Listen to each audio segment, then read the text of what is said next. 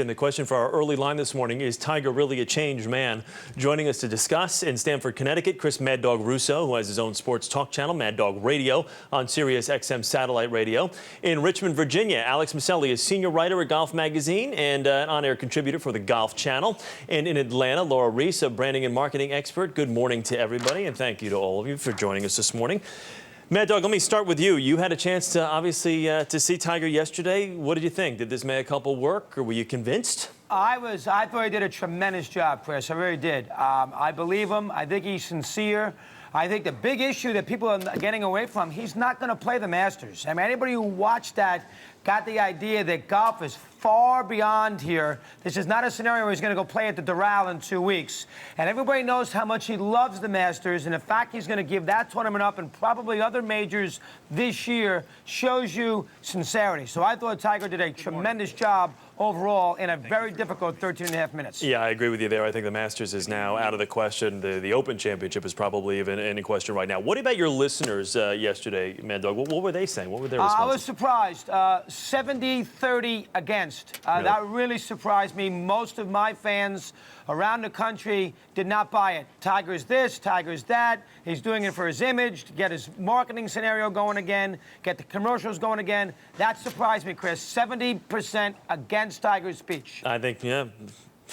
Alex, let me bring you in. What were some of the other golf writers and the people assembled with you in the room thinking when they heard this? You guys have all covered Tiger for so many years. What was that like?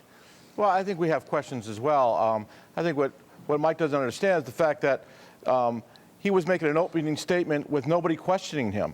So how could you sit there and say, okay, I'm jumping on board when you've been burned for a decade of watching this guy basically not tell you the truth? So I think that 70% is a fair indication of what people think, and it's going to take some time and actions, positive actions, before people are going to start changing, going the other way. Yeah, Alex, you called this presser a sham, and you said it was a gutless move by Tiger. Do you still feel that way? I mean, it sounds as though, because he didn't field any questions, that this was just kind of basically a throwaway day. Well, you know, one thing I have to say is, you know, how do you leave your wife hanging out there for 3 months, being accused of domestic violence, and finally speaking out? That's why I called him gutless, for many different reasons. He finally spoke out, but it was in a statement. You know, if you want to speak out, every other athlete, anybody else in trouble, when you speak out, you get questioned, you get grilled. He didn't get that. So I'm not going to call him gutless right now, but I'm still going to reserve a lot of judgment. Yeah, and Alex, I will get to you in just a second, but Laura, let me ask you, from a PR standpoint, did he help his case here? Absolutely. This is what we've been waiting for, and he needed to do this a long time ago. I mean, when he was referencing Thanksgiving, I was like, my gosh, that was a lifetime ago. But he had the right words, the right tone. The more I listened, the actual speech was wonderful in the words and the content.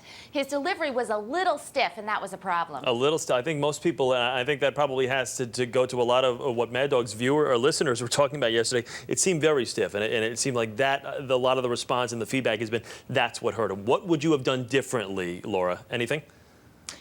Well, first of all, I thought the room was really depressing. I mean, the whole image, you know, it looked like a funeral, not like a... And I think they made a mistake by calling it a press conference, because it was not. It was a live statement. And I think, again, I think I would have had him practice more. I think I might have put a teleprompters, because the worst part was when he looked down. When he was looking at the camera, at his mom, he was much more powerful. And I did get the sense that it was real, it was sincere. And, you know, I heard that 70 number. I think he made a big impression on a lot of people. Most importantly, Nike, I think, is breathing a big sigh of relief. All right, Dog and Alex, real quickly, I've got 5 seconds for each of you here. Does he retain that star status ever? Dog, no, start with you. I think the aura is gone, Chris. I think he'd be a great golfer again, but I think the aura is gone. Alex?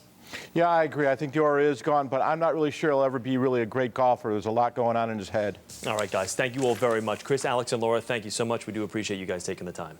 You got it. All right, gang, good to see you.